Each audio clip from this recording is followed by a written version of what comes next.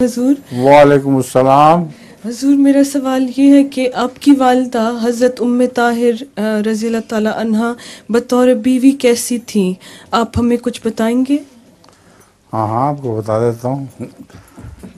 میرے خیال میں تو ایک مثالی بیوی تھی۔ وہ جتنی خدمت کی ہے انہوں نے ابا جان کی، شاید ہی کم عورتوں نے اپنے خامنوں کی اتنی خدمت کی ہو۔ اور خدمت کے سلسلے میں ایک لطیفہ بھی آپ کو سنا دیتا ہوں۔ وہ ان زمانے میں خرچ تھوڑا ملا کرتا تھا، ہمارا جو ماہانہ خرچ تھا نا امی وغیرہ کا گھر چلانے کے لیے، وہ کافی تھوڑا ہوتا تھا۔ تو حضرت صاحب کے لیے ان کو اچھا کھانا کھلانے کا، اچھا کھانا پکانے کا شوق تھا، تو وہ ہم بچوں کا پیٹ کاٹ کے کھانا کھلایا کرتی تھی۔ مجھے اچھی طرح یاد ہے کہ مسور کی دال ان کو پسند تھی، اور مسور کی دال اور خشک کا ہفتہ بھر ہمیں کھلاتی رہتی، اتنی کہ مجھے اس کی الرجی ہو گئی۔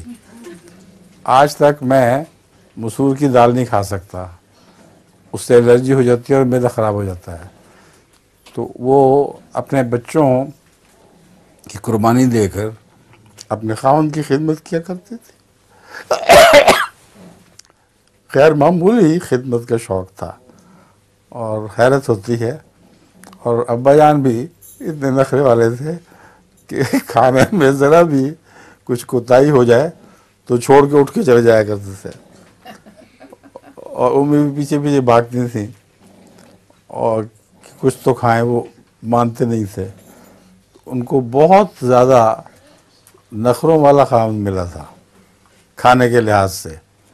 حضرت مسیح موعود علیہ السلام کا بالکل مختلف حال تھا۔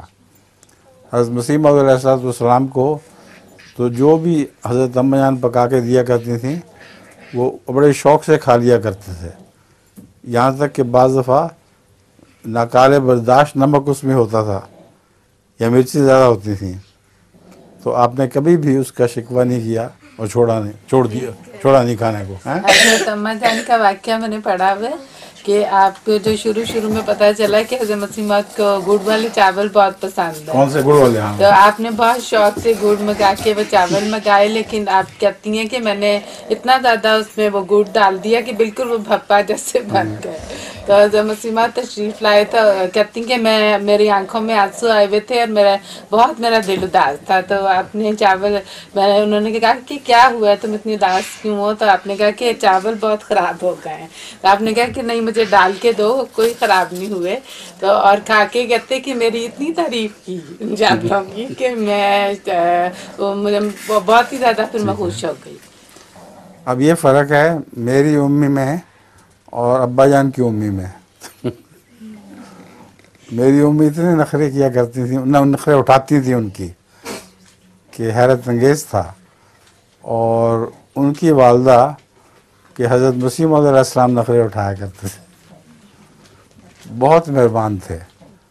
حضرت میر محمد اسماعیل صاحب نے لکھا ہے کہ میں نے کبھی بھی ساری عمر حضرت اما جان سے حضرت مسیح موعود علیہ السلام کو ناراض ہوتے نہیں دیکھا، یہاں تک کہ ایک موقع پر ایک واقعہ بیان کیا تھا، شاید میں نے کر بھی دیا خود میں، مجھے یاد نہیں رہا، کہ ایک حضرت اما جان کا اور مولوی عبدالکریم صاحب کا اختلاف ہو گیا۔